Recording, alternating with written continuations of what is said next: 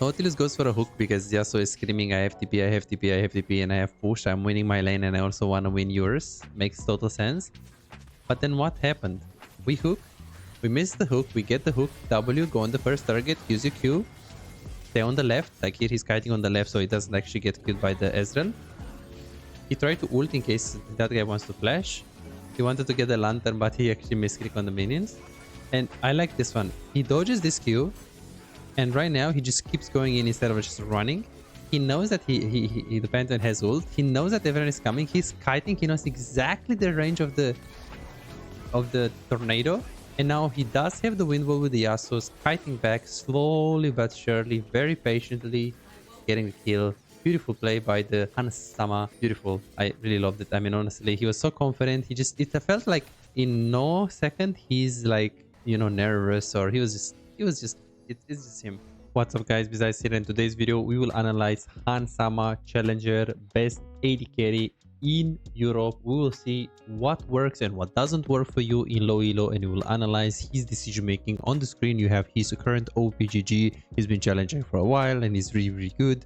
And yeah, we'll basically see what he does that you don't know or that you can actually do in your game. So let's take a look at this, guys. So he does play Ashe with Thresh against Ezreal Nautilus. This is a very winnable matchup from both sides. Ashe is super strong early on, but Ezreal is also super strong early on, especially with his option here on the little tempo. He's probably thinking that I'm gonna auto attack a lot. I have a Nautilus, they have Ashe, we can catch. They also have 3 melee champions. So Ezreal is like, hey, I don't need press the attack. I'm gonna go for little tempo, it's better. Conqueror is a bit outdated. So I'm just going to take the little tempo Hans, obviously, for the normal setup with little tempo. Health on the runes, goes for a word. Yeah, he's always staying here because he knows how strong his champion is early on, and he's basically picking his support to go here. And obviously he's going around just because if someone is actually happened to be here, he only sees this angle. And if Hansama is actually going like this, obviously you're not going to be able to see Ashe unless she's stepping on this angle. So what he was trying to do is just wear the brush and try to all in. He has a very strong all in, even though with Ezreal it's actually pretty close. So I don't actually know who wins this, Ezreal to Ashe, like level 1 both with little tempo, but I think it's Ezreal because he also has his Q at like every 3 seconds. If he hits it, of course, because if he doesn't hit it, his Q is like 5 seconds, I think. We can actually check now, because you know that when you hit an ability, it decreases the cooldown with 1.5 seconds. Yes, 5 seconds, 5.3 seconds. So he has like 3 seconds if he hits it. So he goes for a cheese. Doesn't really work out. Let's see what he's going to do. He just wants to get brush priority. It is a Nautilus, so I don't think he should push because they have like Thresh. So Thresh is range support. So he's just walking up. So this is like what I like. Obviously here he does have more range, so he doesn't need to push. He knows that he can just attack the Ezreal. Just make sure you don't tank too many minions. Here he's a little bit out of position, but he's just trying to bait Nautilus. That's basically what he's trying to do. And now after he takes these minions, he's gonna walk up and pressure. Goes for the hook there. Hits the closest target. A lot of the people will actually try to go on Ezreal here, and it's wrong, just because this Nautilus is already overextended. We have play here under the Thresh. We can flame into the wave. So instead of going on Ezreal, which is actually pretty far, as you guys can see, he just goes for the closest target, as you can see right here, and just gets a lot more attacks than he would if he would go on the Ezreal. He just sees the closest target. Ooh, beautiful dodge there. Oh, that's such a cool emote, honestly. And now he doesn't push, so this is the normal thing. I have more range, I don't need to push, I'm gonna just zone. I have my W. It is a Lilia. I don't know why he takes cleanse, actually, just because of the Lilia, but I think it's a bit autopilot. Maybe he played cleanse last game. Now don't push, just punish. Ezreal's gonna go for minions. Do not hit the minions, just walk up and pressure. And that's what he does right here. He's just pressuring. He's trying to crush this wave because he might get ganked, but it is Lilia, so it's most likely like pretty unlikely. Just gonna most likely do full clear, but there is a lot of randomness even in this elo, so he's just going to push the wave and he's gonna keep pressuring. He doesn't really care about Lilia. He knows he can just win. Beautiful dodge. Ooh, just so I like this target prioritization. He goes for a hook onto the Thresh, and Hans here is like, okay, I'm gonna hit the closest target because he's the guy hooked. But right here, if Ezreal is going on in front of me, I'm gonna hit him. Obviously, this is super important for low elo. You should not focus the AD carry. You should not focus the AD carry unless they are both of the people are like the same HP and you can force the AD carry out. So what I'm saying is basically in most of the cases, if Ezreal is full HP and Nautilus is half HP, it's so much better to focus on Nautilus because it's higher chance that you're going to hit the closest target and get more auto attacks, especially because your Thresh is also able to get a damage on. But since both of the targets are pretty close to him in his range and both of the targets are pretty similar in terms of HP, Hans is thinking, okay, in this case it's better to go on the Ezreal. But generally speaking, it's actually better to just go on the closest target, as we can see he's doing right now. And then of course if the guy is really low, then you can go on that. So here you're gonna die. I mean, it's a bit iffy because he gets cleansed. I don't know. I tend to think it's autopilot because when I play with challenger players, it's very common that the support is gonna go Mikhail's blessing against a Lilia. I think 80% of the games when I played against and with challenger players, they always went for that. So I think it was just autopilot. Barrier is so much better. Is he gonna lose a lot? Okay, he did lose a little bit. It's not like a perfect situation. He goes for boots and dagger. He's thinking that he's gonna hit the Nautilus. It's gonna be an auto attack fight. If it was like a range matchup with a Karma, he's most likely gonna go for longsword, as in his damage is gonna come from his W.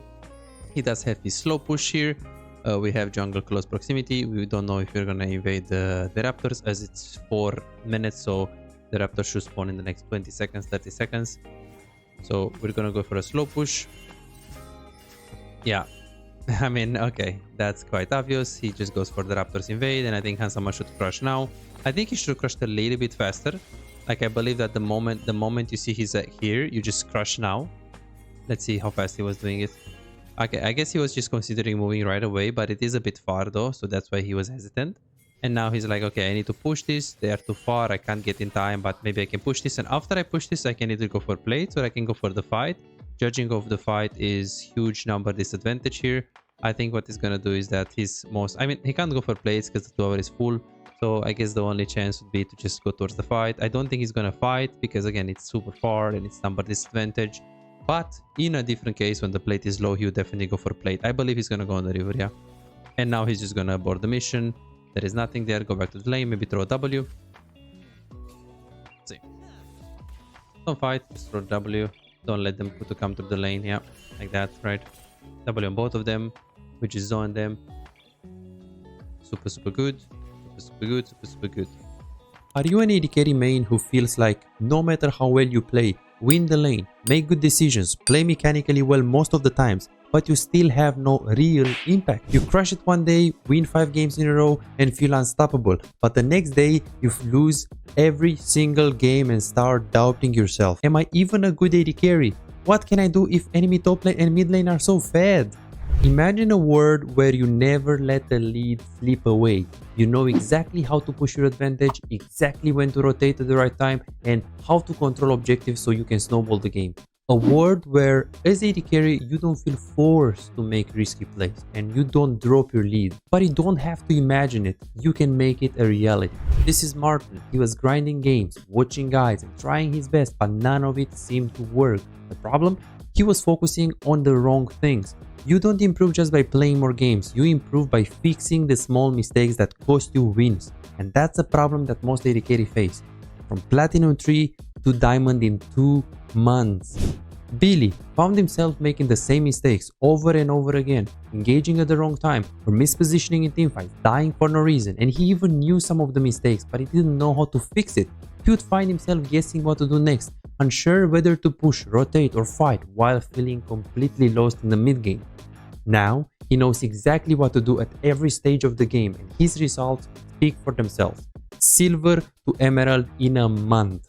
Shaquille went from Diamond 4 to Challenger. Alex went from Gold to Grandmaster, and they are not alone. They are part of a growing community over 3,254 players who have taken coaching and transformed their gameplay. But here is the truth. This was not overnight and it was not effortless. Shaquille spent 2 years grinding to reach Challenger, not by playing more, but by playing smarter. Alex dedicated 26 months refining his skills and climbing to Grandmaster. Once he started focusing on what actually matters. So no, this is not a one session and you'll climb instantly, promise. If you're looking for that, if you're looking for a shortcut, this isn't it.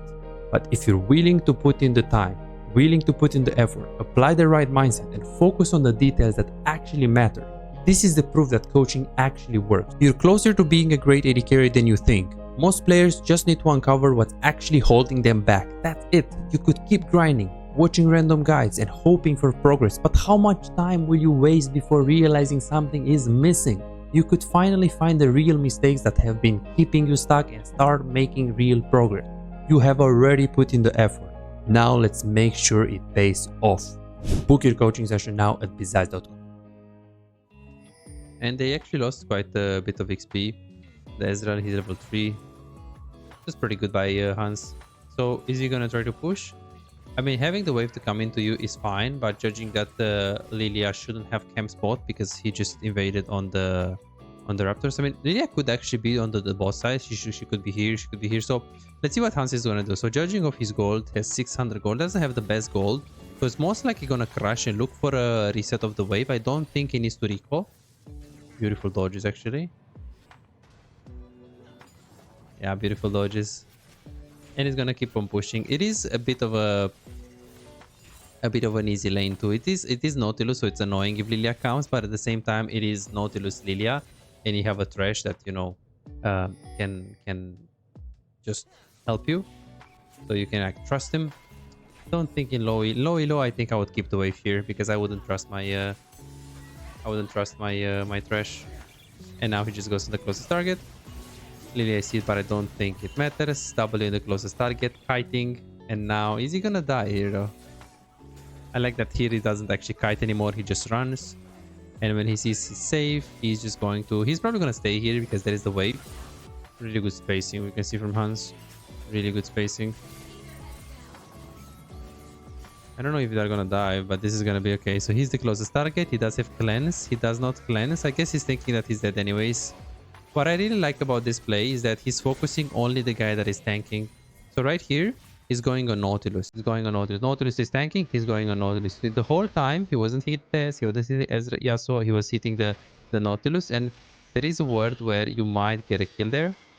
He's super confident because he's behind the minions. Now he's gonna get some XP and most likely just die here. Just going on the Nautilus. Okay.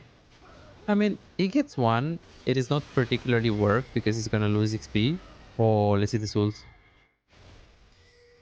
Oh boy.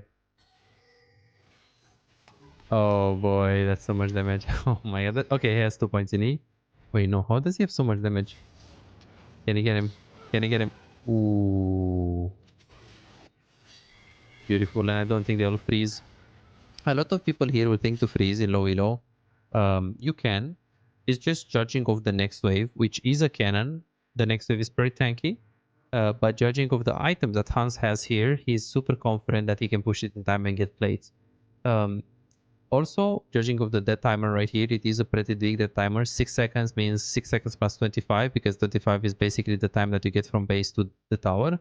So he does have plenty of time to push this. I believe that if he doesn't have a BF sword and the wave is this close, he would just pull the minions to the left, force a freeze, stay here and just freeze, making Ezreal lose the minions. But the reason why he doesn't do this is because if he pushes it quite fast. And if he pushes it quite fast, he can also get plates. So this rule of always freeze and stuff like that. So you have to look a bit of the death timer. You have to look at your items. And if you think you can push it in time for plates without risking anything, because now he's not really risking anything. He has decent vision. He always used his E. He knew the Lilia is up lane. He saw it. There's no risk. You can get plate. If you don't know you can push this, like say you're here and you don't have BF, don't push. Stay here. Tell Trash to recall and just, you know, play it slow. But yeah, it's all about the timers, all about knowing when the enemy can come back to the lane and the risk that it evolves. Nautilus is top, which is normal, but I don't know why Ezra is eing in, because now he might get dove. He might get dove. Hans should stay and take plates if Nautilus is top.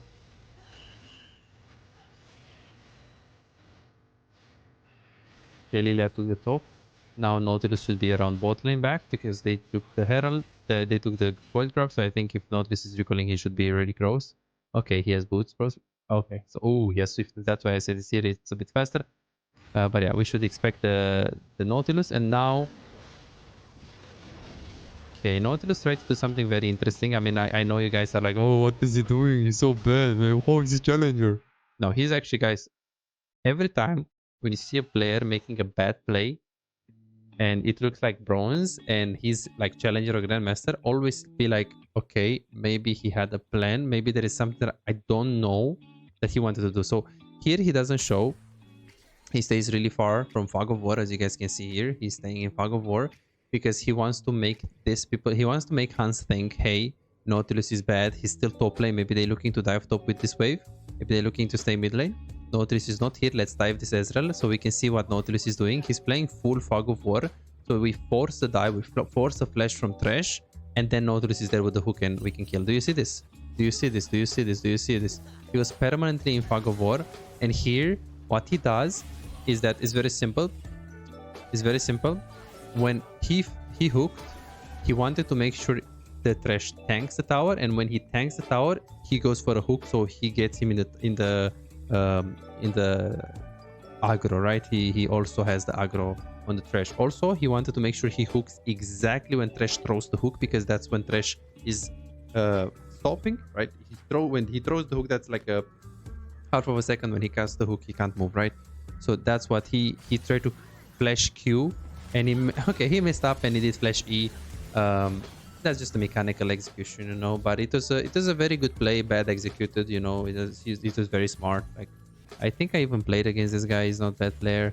I think this is Grandmaster Challenger anyway, so we're not talking. So every time when you see a pro play and you know it looks bad, just think about, okay, maybe he didn't execute it good, or maybe he just knows something that I don't know, you know. So I always see like the bronze chat on the, you know, the people are in Emerald like, oh bro, it's like, I don't actually understand what he was trying to do. Okay, so now it's just, I really like Hans' like movement here. Look at this. W, he's not scared, right? Look at him. He knows exactly the tower engine. Now he has no hook. Look how close he's kiting to Nautilus, because he knows he might flash here or he just might back off. So he wants to get the most damage. I would personally kite on the left because I don't want to get the necessary damage from the Ezreal, but I think he's thinking that I'm going to kill Nautilus and Ezreal is going to be the next on the table. But then he realizes he can tank. Oh my. Oh, okay. I guess having Hansama is free win. And another thing that players will do here in low elo, they will recall instantly. You have your jungle around. Lilia could come, but it's 3 people. Just push this wave. Make the enemy lose. Don't grid for the tower as well. It is a huge death timer for the Ezreal. So you could look to stay for the plate. It's just if the Lilia comes from the lane, she might have flash, she might have ulti. You don't want to grid. So this is what I call a smart risk. We are 3 people. If I push this wave, it should be fine. If I do it now, if I keep staying for the tower, Lilia is most likely gonna kill me. So that's too big of a risk. But knowing how to take risk is very important on AD carry. Now he's gonna move mid. This is because the wave is in the middle. And Void links, 2 minutes. Okay. Let's see what he's gonna do. He's gonna go back to bot because Ezreal is pushing. Yeah, makes total sense. So he doesn't really lose much. He knows Nautilus is mid. Let's see his batting here. He knows Nautilus is mid. And now he is in Fago. Oh, he should have gone, in my opinion, like this. But maybe he still didn't have vision on the Lilia. Yeah, we can see that it's pretty unlucky we don't have vision on Lilia. So he still was probably thinking about the Lilia. So let's see how he plays this. So he dodges that. He has ult, but I don't know if he knows about the cleanse of the... Sorry? Okay, he just is. I think he should freeze here. Is he gonna push? Maybe I'm wrong. We freeze. The only problem with freeze is our Thresh trying to get deep vision. Ezreal is gonna get pressure under the tower if we push. Yes, if you freeze, you might think that you might lose you might make the enemy lose XP and farm and stuff, but it is an Ezreal, he can anyways queue to farm. Plus, you know that what happened till now is that you pushed him and you get him under the tower, you poke him under the tower, you pressure him under the tower, and you get plates and you get good poke, and he also misses XP. I feel like there's a higher chance that he misses farm under the tower than if he just freeze here and he stays here and just throws the Qs, right? So I think what Hans does is really good. He just tries to push that. So now he's gonna slow push this, fast push the next one. He's gonna make a big wave and he's gonna crush a big wave into the tower. Because instead of having a freeze here and Ezreal gets all minions, we're gonna make a 2 waves crush. Make a bigger wave, crush it in the tower so you can get more plates. You cannot crush 3 in this meta. No, it's impossible. So let's see. He actually crushes 1. Interesting. Yeah, it's a bit hard for Nautilus to go in like this. But I guess it's because he's thinking he has TP. Hans? Beautiful. I love the spacing, man. Wait, he goes in. Oh my god. Oh my. And he's kiting. He's not even scared. Look at him. Look at him. Look at him. Look at him. Bro. Oh my god. Oh my god. So, Nautilus goes for a hook because Yasuo is screaming, I have TP, I have TP, I have TP, and I have push. I'm winning my lane and I also want to win yours. Makes total sense. But then what happened? We hook. We miss the hook. We get the hook. W, go on the first target. Use your Q. Stay on the left. Like here he's kiting on the left so he doesn't actually get killed by the Ezreal. He tried to ult in case that guy wants to flash. He wanted to get the lantern but he actually misclicked on the minions. And I like this one. He dodges this Q. And right now, he just keeps going in instead of just running. He knows that the Pantheon has ult. He knows that everyone is coming. He's kiting. He knows exactly the range of the tornado. And now he does have the wind wall with the Yasuo's kiting back slowly but surely, very patiently, getting the kill. Beautiful play by the Hans Sama. Beautiful. I really loved it. I mean, honestly, he was so confident. It felt like in no second he's like, you know, nervous, or it's just him. And now he's gonna go for the I don't actually know what he does here. I guess he's doing Infinity Age, which makes sense from my head, but I don't know why is he getting Zeal maybe for Infinity Age like Ruler used to do. Maybe it's something that I don't know. W from the side always as Ash so you can hit all the minions. Now we have enough vision to push. Thresh plays for Lantern, so it's like pretty safe. Nautilus is here. Lilia has top lane, so now it's just gonna be ooh.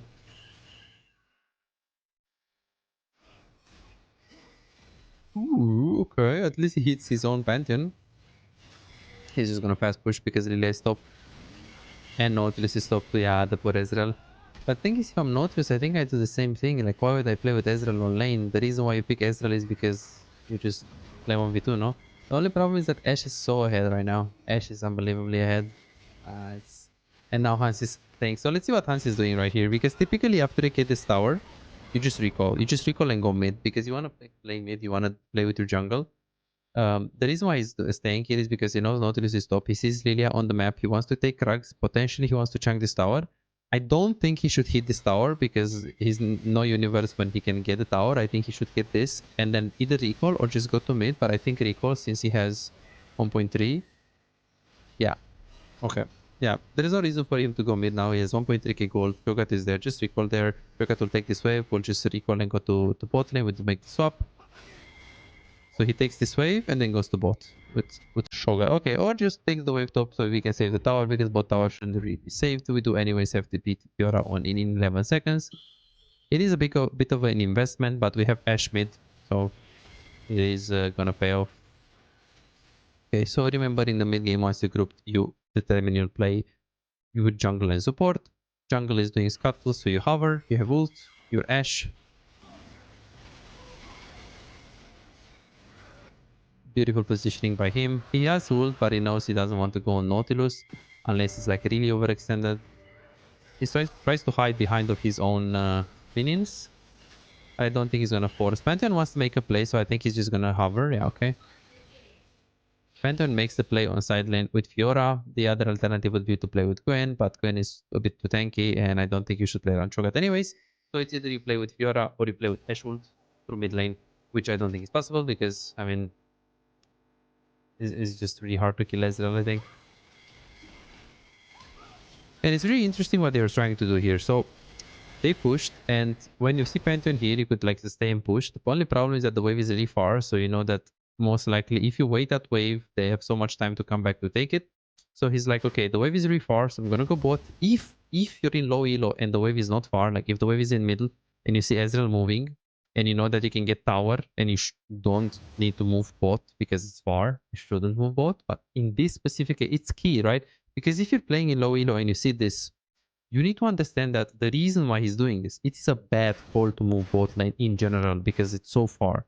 But in just this case, there is no alternative. I mean, he can't recall, he can't take camps. It's just camps are useless in this meta, honestly, for AD carries because they nerfed them a while ago. And yeah, you can't recall, you can't take camps. Pushing mid lane is not possible because the wave is too far. So it's just one alternative to go to bot lane. But if the wave was mid, I would get the wave mid and I would try to trade mid tower. But that's why he's doing it. He knows he can win this. And now he'll just play with his jungle. But typically it's quite bad to do what you just saw on the screen right here. This wide rotation. He really likes to deny the Krugs. I don't think he will ever get it. How much gold does he have? 1.2. Let's see this W right here. Ooh. Dodging the Nautilus. But they have wind wall. Do they win this? I don't think so. Yasuo is so strong. But he has bought some, so... Oh my god, he's so confident. Wow, there is no way he dodged that hook, bro. Yeah, he's playing really well. I'm just thinking, like, use this flash for display. He's not gonna get anything. He's gonna get a few waves, push the bot wave. And since the tower is really, really low, he also greeds for it. This is pretty safe because he saw like the death timers are quite big. 4 Nautilus, 17 Yasuo. He knows the Lilia top lane because he had VZ a while ago. Pushes this, recalls, and basically goes back to red buff. Okay, he doesn't go mid. He wants to get a red buff. Lantern to mid lane. And now he plays with the jungle. Gwen is really strong. Oh, this is so unlucky for him. This was a bit unlucky, honestly. Pay attention to this. He doesn't have ult. And his ult is like 10 seconds. And he gets caught from this angle. Bro, wait. They didn't see Ezreal going like this. And the vision doesn't see also these people. Maybe you can put the pink one a bit more like on the left, but I don't know if it's gonna cover. And here, now we see Ezreal and now we see Lilia, so there is no counterplay. It's so hard for him to play, I feel like. Yeah, Gwen is really annoying. They have Gwen and Lilia, they can lose this game. They have so broken champs. So in when I play on my main, so the range is between Master and Challenger, I will always ban Nafari and Gwen. They're just so broken champs. And Lilia is also quite strong, I think. But it's okay because Pant is also strong. It depends. You push mid, we have ult, but don't ult Ezreal because he has cleanse. Play for the Drake. Take the Drake. Put it back to mid lane. Do not ult Ezreal is gonna in. Most likely his teammates are around him. Play around your vision, which is on bot lane. Yeah, we can make this play. This play is easy because you can't push mid wave. Mid wave is super far, judging of our wave, obviously. We see Thresh has position on bot lane. He doesn't really need recall. He's probably needing like a little bit more gold for the item. So he can make this play. Takes the lantern, goes on the Gwen. I mean, ooh, but how does he? So Hansama was trying to ult. I think he's thinking that he's Fog of War still, which he was. As you can see, he was. But I think Gwen could have just given W. But maybe he's thinking that, hey, W of Gwen is like 60 mana. She won't have mana if we... No, no, no, no, no. Okay. Yeah, Thresh flashed and now they get Atakan. Okay, Hans is so fucking good, man. He gets the item right now. He needed a little bit more.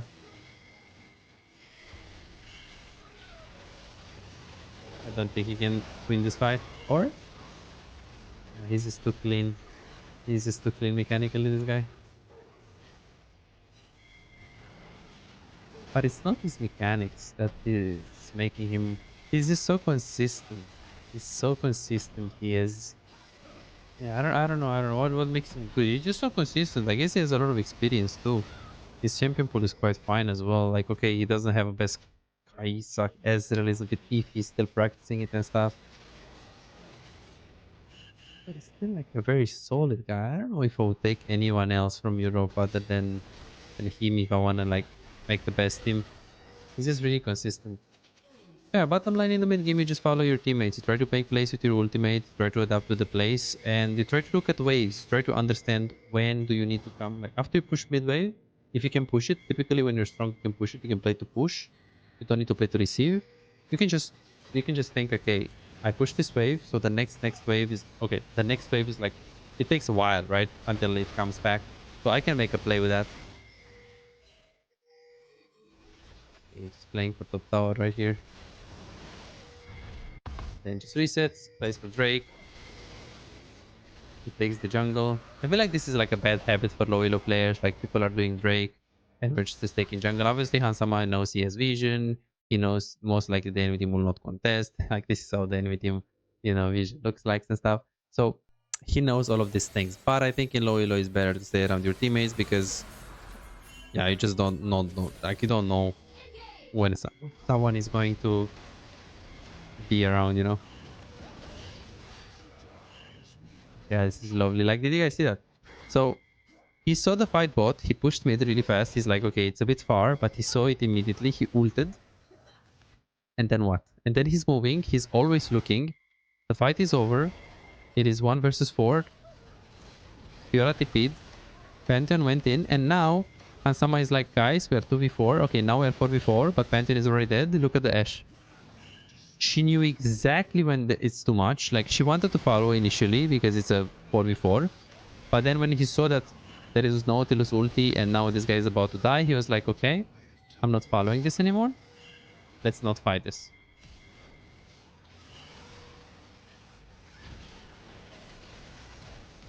He wanted to... Ooh. Shit, man. He wanted to wear the lantern, this Nautilus. Really good. Really good. Oh boy, I think he's gonna die here. Oh my god. It just really feels like every time when I'm like, he's just dead, he just takes one guy or two guys with him. It's honestly lovely. So what did he buy here? So he went for Juntal, then he went BF Sword into Zeal, and then he completed the Infinity Edge, he completed the Phantom Dancer, then he gets Bloodthirster, and now he goes for like the Shield Bow. Nice. Very nice.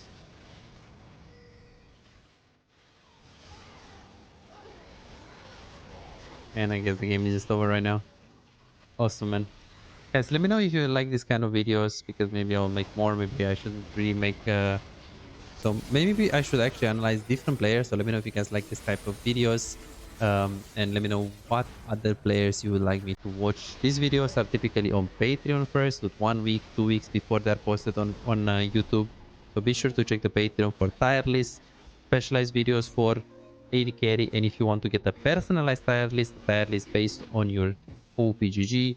If you are a Patreon subscriber, you can ask for that, and I will give you exactly the best champions that you should play based on who you already play and who you should learn. It's a pretty good thing. So if you're interested in that, go to Patreon, just subscribe and just hit me up on Twitch, and tell me to subscribe, tell me your name, and then boom, I can give you a specialized, personalized tier list just for you. Who should you play, when, in what draft, with what champions. Beautiful. Just now, okay, now just making fun of them, okay? They're making just like what is this? What am I supposed to say here? What am I supposed to say here? It's just GG. Thanks so much, guys, for watching. See you next time. Bye.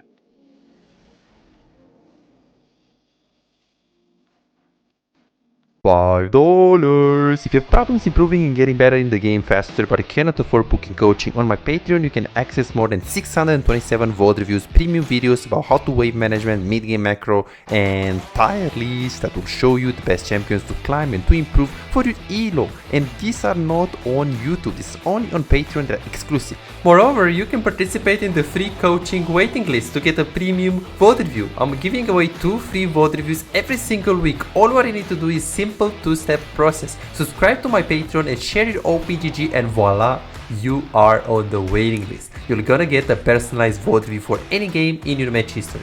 For just $5, you get not only the free VOD review, but a whole bunch of exclusive benefits that will supercharge your gaming experience. It's a small investment for a big return.